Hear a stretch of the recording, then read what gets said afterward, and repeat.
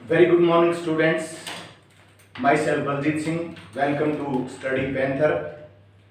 Students, जैसा कि आपको पता है हम कर रहे हैं 10th क्लास मैथमेटिक्स का चैप्टर सेकंड, जिसका नाम है पोलिनोमियल। स्टूडेंट्स, आज की क्लास में हम क्या पढ़ने जा रहे हैं? देखिए, मैंने यहाँ लिखा है, आज का टॉपिक है जीरो पोलिनोमियल। जीरो पोलिनोमियल, जिसे हम शून्य बहुपद भी कह सकते हैं, constant polynomial. Student, constant polynomial का मतलब है अचर बहुपद, यानी कि कांस्टेंट की हिंदी क्या होती है? ये होती है स्टूडेंट्स अचर, अचर बहुपद, कांस्टेंट पोलिनोमियल। हमने लीनियर पोलिनोमियल किया, क्वाड्रेटिक पोलिनोमियल किया, स्टूडेंट्स क्यूबिक पोलिनोमियल किया, लेकिन ये दो अलग हैं और इनको हम आज करेंगे। उस दिन पिछली क्लास में हम नहीं कर पाए थे इनको। इसके बाद हम बात करेंगे कि वैल्यू क्या होती है पोलिनोमियल की, और वैल्यू का पता लगने के बाद हमें ये पता करना है कि रूट्स क्या होते हैं पोलिनोमियल की। So without wasting time, let us start students. First of all, zero polynomial. देखिए स्टूडेंट्स, जीरो पोलिनोमियल क्या होता है? सबसे पहले मैं लिखना चाहूंगा इसको हिंदी में, इसे शून्य बहुपद भी कह सकते हैं। वास्तव में स्टूडेंट, शून्य को ही, जीरो को ही हम जीरो पोलिनोमियल या शून्य बहुपद बोलते हैं। अब स्टूडेंट्स, आपके मन में बात आएगी कि यदि जीरो को ही हम शून्य बहुपद बोलते हैं तो ये जीरो की डिग्री क्या होगी? देखिए स्टूडेंट्स, इसकी डिग्री देखते हैं। डिग्री यानी कि हिंदी में जिसे आप क्या कहते हैं? घात। तो जीरो की क्या घात होगी स्टूडेंट्स? आप देखते हैं, जीरो इंटू एक्स। यदि मैं ऐसा करूं तो इसकी घात क्या हो जाएगी? 1। यदि मैं जीरो इंटू एक्स स्क्वायर करूं तो इसकी घात क्या हो जाएगी? 2। देखिए स्टूडेंट, यहां घात 1 है, यहां घात 2 है, और चाहे आप कितना कुछ भी करते जाइए, यहां घात 3। इसका मतलब ये है, शून्य बहुपद की घात कभी 1, कभी 2, कभी 3 अलग अलग आती रहती है, क्योंकि जीरो से किसी को भी मल्टीप्लाई कर लो, कोई फर्क नहीं पड़ता, जीरो ही आना होता है। इसलिए हम कहेंगे स्टूडेंट्स, शून्य बहुपद की घात नॉट डिफाइंड होती है, डिफाइंड नहीं होती। हिंदी में क्या कहेंगे? अपरिभाषित। ये बहुत इंपॉर्टेंट चीज थी जो आपको क्लियर हुई होगी। अब इसके बाद बात करते हैं स्टूडेंट कांस्टेंट, कांस्टेंट पोलिनोमियल। मैंने हिंदी में नाम बताया, अभी इसका क्या बोलते हैं? अचर बहुपद। क्योंकि कांस्टेंट का मतलब अचर, ऐसी राशि जिसका मान फिक्स होता है, बदलता नहीं है। समीकरण टू समीकरण, यानी कि इक्वेशन टू इक्वेशन चेंज नहीं होता है, पोलिनोमियल टू पोलिनोमियल चेंज नहीं होता है, फिक्स होती है ये वैल्यू। स्टूडेंट्स, कांस्टेंट पोलिनोमियल की नहीं कहेंगे जिनके साथ कोई चर राशि ना हो, जैसे 5 स्टूडेंट्स, 7, 100, इस तरीके के जो नंबर्स हैं उन्हें हम क्या कहते हैं? Constant polynomial. अब बात आई इनकी डिग्री की, कि अब इसकी डिग्री क्या होगी? देखिए स्टूडेंट्स, यदि 5 को मैं x raise to the power 0 से यदि स्टूडेंट्स मल्टीप्लाई कर देता हूं तो कोई फर्क नहीं पड़ेगा, क्योंकि किसी की पावर 0, किसी भी नंबर की पावर 0 है तो उसका आंसर क्या होता है? 1। सो हम इसको ऐसा लिख सकते हैं। 7 को क्या लिख सकते हैं student? 7 into x raise to the power 0। 100 को भी आप ऐसे लिख सकते हैं, वही मान रहेगा, या 5 या 7 या 100 वही रहेगा। इसका मतलब क्या हुआ स्टूडेंट्स? यानी कि यहाँ चर की पावर 0 बना दी हमने, तो यहाँ डिग्री कितनी होगी इसकी? 0, 0, 0, यानी कि हर स्टेप पे डिग्री इसकी 0 आती है। सो इट्स क्लियर कि कांस्टेंट पोलिनोमियल की डिग्री क्या होती है स्टूडेंट्स? 0। लेकिन 0 जिसे शून्य कहते हैं हिंदी में, शून्य जो एक शून्य बहुपद है, जीरो पोलिनोमियल है, इसकी डिग्री क्या होगी स्टूडेंट्स? इसके साथ x मल्टीप्लाई करेंगे तो 1 लगेगा। यहाँ यदि आप x रेज़ टू पावर 0 कर दोगे तो x की पावर 0 लगेगी। तो इसकी डिग्री डिफाइन नहीं है, अपरिभाषित है, नॉट डिफाइंड। 0 इसकी डिफाइन नहीं है स्टूडेंट्स। ये था हमारा पहला पॉइंट। अब हम दूसरे पॉइंट पे आते हैं। दूसरे पॉइंट में हमने क्या समझना स्टूडेंट्स? मैं इसको मिटा देता हूं। दूसरे पॉइंट में हमने ये समझना है कि वैल्यू ऑफ द पोलिनोमियल क्या होती है। और जीरो यानी कि रूट भी कह सकते हो आप, और हिंदी में कहें तो क्या कहेंगे, उसके शून्य। बहुपद के शून्य क्या होते हैं स्टूडेंट्स? सो बात करते हैं वैल्यू ऑफ ए पॉलिनोमियल।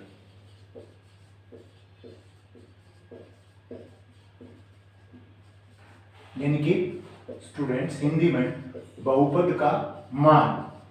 मान लीजिए आपके पास एक बहुपद है x² - 7x + 12। आपको पता है इसकी डिग्री 2 है, तो इसे हम क्या कहेंगे, द्विघात बहुपद, दो घात वाला, यानी कि इंग्लिश में क्वाड्रेटिक पॉलिनोमियल। अब देखिए स्टूडेंट्स, यहां बहुपद के मान का मतलब है बहुपद जिस वेरिएबल में है, जो भी वेरिएबल है बहुपद का, यहां वेरिएबल क्या है इसका, x, यानी कि चर राशि यहां क्या है, x स्टूडेंट्स। इस चर राशि का मान ही इस बहुपद के मान को बताता है कि कम होगा ज्यादा होगा, यानी कि x के मान पर ही बहुपद का मान डिपेंड करता है। मान लीजिए यहां आपने x की जगह 1 पुट कर दिया स्टूडेंट, x = 1, तो आपका f1 क्या आ जाएगा, देखिए 1² - 7 × 1 + 12, 1 का स्क्वायर 1 - 7 + 12। अब देखो स्टूडेंट्स 1 और 12 दोनों प्लस हैं, 13 - 7 कितना आ गया, 6। तो x = 1, x = 1 पर इस बहुपद का मान है 6। आप कितनी भी वैल्यूज निकाल लीजिए, मान लीजिए किसी और पे देखते हैं, 3 पे देखते हैं स्टूडेंट्स, f3, यानी कि x की वैल्यू कितनी रख रहे हो अब यहाँ आप 3, यहाँ रखिए 3² - 7 × 3 + 12, 3 का स्क्वायर कितना होता है 9 - 7 3 = 21 + 12। अब देखो स्टूडेंट्स ये दोनों प्लस के हैं, 12 9 21 - 21 क्या आ गया 0। यानी कि कुछ मान ऐसे भी हो सकते हैं, x की कुछ ऐसी वैल्यू भी हो सकती हैं जहां पर आपके पॉलिनोमियल यानी कि बहुपद का मान 0 हो सकता है। स्टूडेंट्स x की वो वैल्यू, x के वो मान जिन पर बहुपद का मान 0 बन जाता है, उन्हें क्या बोलते हैं, जीरोस और roots of a polynomial. Hindi में कहूं तो मैं क्या कहूंगा, बहुपद के शून्यक स्टूडेंट, शून्यक, बहुपद के शून्यक, जीरोस या रूट्स ऑफ ए पॉलिनोमियल हम निकाल सकते हैं। जैसे यहां पर f की वैल्यू आपने 3 रखी, तो आपके पॉलिनोमियल की मान कितना हो गया 0। इट मींस 3 इसका शून्यक है। और देखते हैं स्टूडेंट्स, मान लीजिए f4 निकालते हो आप, x = 4 करते हो, देखिए अब क्या आ गया, 4 का स्क्वायर - 7 × 4 + 12, 16 - 28 + 12, 16 और 12 कितना होगा students, 28 - 28, then what do we get, 0। Again एक वैल्यू ऐसी और आई स्टूडेंट्स, जहां x = 4 करने से पूरे पॉलिनोमियल का मान कितना हो गया 0। कोई भी x की वो वैल्यू, वो मान जिस पर पॉलिनोमियल, पूरे पॉलिनोमियल का मान 0 हो जाता है, हम उसे कहते हैं बहुपद के शून्यक। तो मैं यदि यहां से बात करूं स्टूडेंट्स, तो इस पॉलिनोमियल के कितने शून्यक हुए, 2, 3 और 4। अब आप कहेंगे नहीं सर आप करते जाइए, क्या पता और भी आ जाए। स्टूडेंट्स एक बात और भी खास है कि जितनी भी आपकी घात होती है, आपके पॉलिनोमियल के, आपके बहुपद की जितनी घात होती है, ज्यादा से ज्यादा आपको उतने ही शून्यक मिल सकते हैं। हम यहाँ लिख देते हैं, क्या लिख देंगे, जैसे आपका कोई लीनियर पॉलिनोमियल है, इसकी स्टैंडर्ड फॉर्म क्या होती है स्टूडेंट, ax + b, और मैंने कहा इसका घात 1 है और 1 घात है, तो इसका मैक्सिमम शून्यक, मैक्सिमम जीरोस कितने होंगे इसके, 1 ही, घात भी 1 स्टूडेंट्स, और ज्यादा से ज्यादा यानी कि मैक्सिमम 0 कितना होगा इसका 1। और ये क्या होगा स्टूडेंट्स, ये भी बड़ा आसान है। कैसे, हम यदि इसको = 0 पुट कर दें तो हमें x की वैल्यू भी मिल जाएगी। कैसे मिलेगी, ax + b = 0। This implies ax = -b, x = -b/a। ठीक है स्टूडेंट्स, x = -b/a, ये क्या है, इस पोलिनोमियल का शून्यक है minus B by A. Minus B by A यदि x की जगह आप पुट करेंगे यहाँ पर तो आंसर क्या आएगा? 0। देखिए पुट करके देख लीजिए, x की value minus B by A into minus B by A plus B, A into देखो ए से ए कट गया स्टूडेंट्स, क्या बचा? माइनस बी प्लस बी, दोनों कट के क्या आ गया? 0। सो लीनियर पोलिनोमियल जिसे हिंदी में क्या कहते हैं? रैखिक बहुपद स्टूडेंट्स। तो रैखिक जो बहुपद है उसका एक शून्यक होता है, वो कैसे आएगा? जो पोलिनोमियल है उसे इक्वल टू 0 पुट कर दीजिए, x की वैल्यू निकाल लीजिए, वही आपका शून्यक है। एक बात और भी स्टूडेंट्स, यहाँ पर आपने देखो जो शून्यक निकाला है उसका संबंध आपके लीनियर पोलिनोमियल के कोफिशिएंट से भी पता चलता है। कैसे? ये x का कोफिशिएंट है, x का गुणक है स्टूडेंट, गुणांक भी कह देते हैं, और ये कांस्टेंट टर्म है, तो हम ये भी कह सकते हैं जो इसका x होगा माइनस बी बाई ए, यानी कि माइनस बी क्या है आपकी? कांस्टेंट टर्म, और डिवाइडेड बाई क्या है? Coefficient of x, coefficient of x। So student एक रिलेशन का भी पता चलता है कि जो आपका 0 होता है वो क्या होता है? यदि लीनियर पोलिनोमियल है तो माइनस का निशान लगाइए अपने पास से, जो आपका कांस्टेंट अचर राशि है वो रखिए, और डिवाइडेड बाई जो आपका गुणक है x का वो रखिए। देखिए स्टूडेंट्स, ये तो आपने देखा लीनियर पोलिनोमियल। हम क्वाड्रेटिक पोलिनोमियल को और देखते हैं।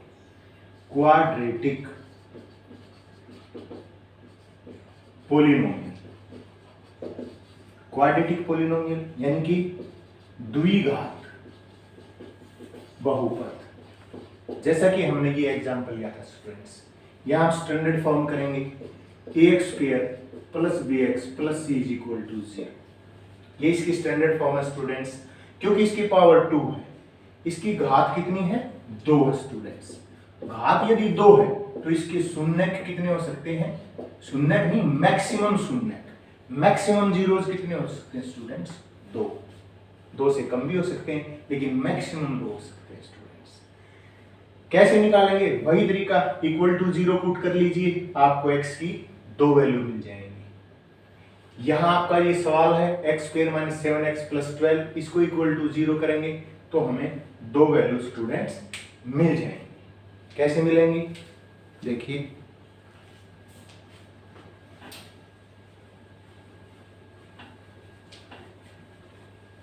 हम लेते हैं यही एग्जाम्पल जो हमने अभी पहले लिया, x² माइनस 7x प्लस 12। देखिए स्टूडेंट्स, fx है आपका x² माइनस 7x प्लस 12। मैंने कहा fx को 0 पुट कर लीजिए, आपके शून्यक आ जाएंगे। So x² minus 7x plus 12 is equal to 0। Students, आपको फैक्टराइजेशन गुणनखंड करना आता है। कैसे निकालते हैं? जो x² का गुणक है या गुणांक है उसको हम इस अचर राशि से मल्टीप्लाई करते हैं, तो 12 इंटू 1 क्या आ गया? 12।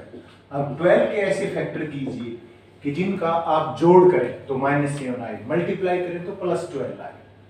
2 6 जा, 2 3 जा। अब देखो स्टूडेंट्स, क्या 2 फैक्टर होंगे इसे? 2 2 जा 4 और 3, ये हो गया आपका 4 और 3। दोनों स्टूडेंट्स आपको चाहिए माइनस के, तो आप दोनों माइनस के ले लीजिए। अब -4 इंटू -3 करके देखेंगे, इनकी मल्टीप्लीकेशन आनी चाहिए स्टूडेंट्स प्लस 12, वही। It's clear? सो करते हैं x² minus 4x minus 3x plus 12 is equal to 0। इन दो में से कॉमन निकालिए। x into x minus 4 minus 3 into x. Students, जब आप माइनस बाहर निकालते हैं तो ये निशान चेंज हो जाएगा, -3 4 जा। जो कॉमन निकलता है वो अंदर की सभी टर्म को डिवाइड करता है। 12 को 3 से डिवाइड करो 4 आ गया, इज इक्वल टू 0। अब x माइनस 4 यहाँ भी है और यहाँ भी है स्टूडेंट्स, फिर कॉमन लीजिए। x minus 4 into x minus 3 is equal to 0।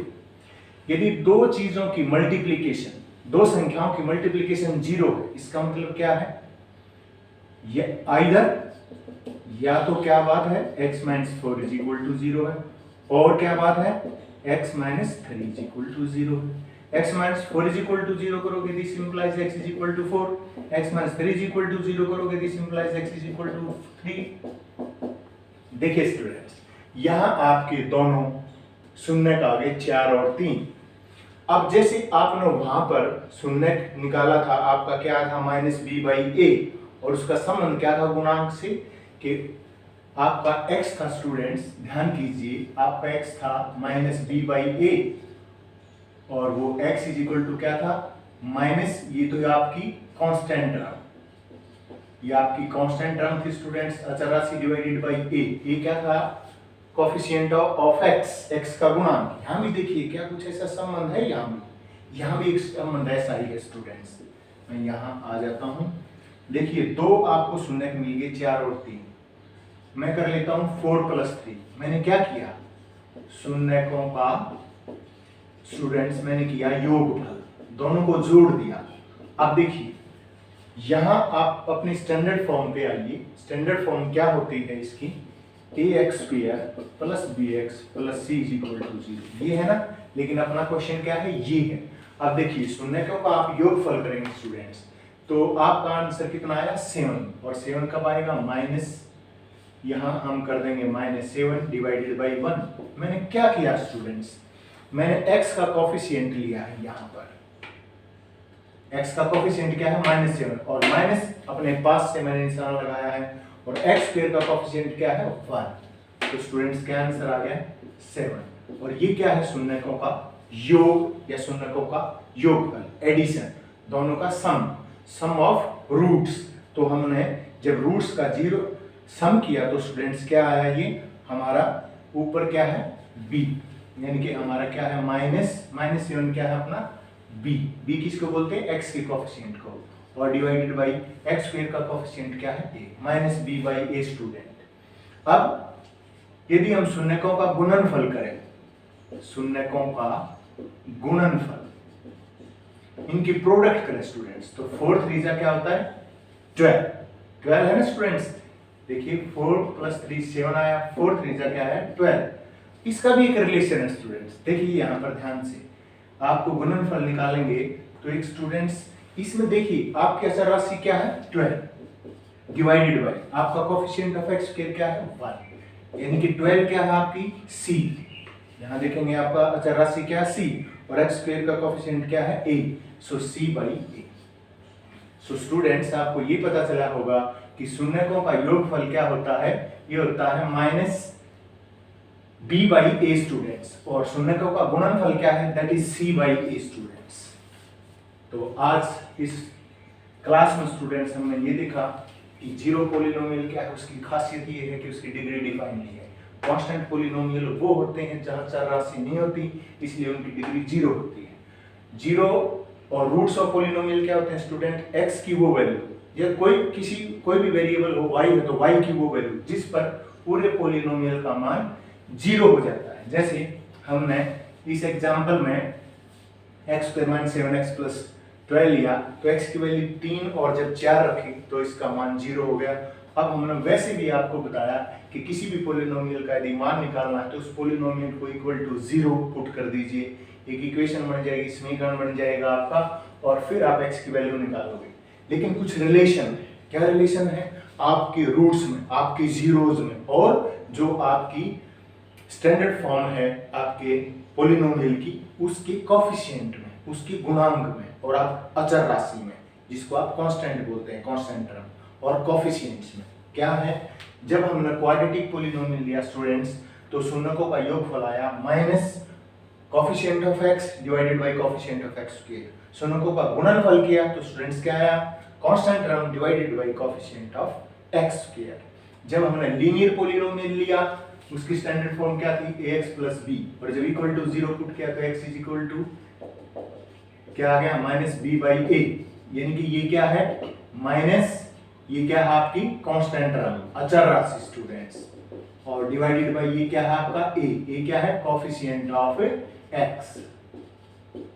तो यहां भी एक संबंध स्थापित होता है। तो स्टूडेंट्स इट्स क्वाइट क्लियर कि जो एक रिलेशन होता है जीरोज में और कोफिशिएंट में, इसके बारे में नेक्स्ट वीडियो में हम डिटेल से बात करेंगे। तब तक आज के लिए बस इतना। Thank you so much. एक बात और है स्टूडेंट्स, यदि आपको ये अच्छा तरीका लगा हो, आपकी क्लैरिटी अच्छी हुई हो स्टूडेंट्स, तो स्टडी पैंथर को सब्सक्राइब, लाइक और शेयर करना ना भूलें। सो आज के लिए बस इतना। Thank you so much.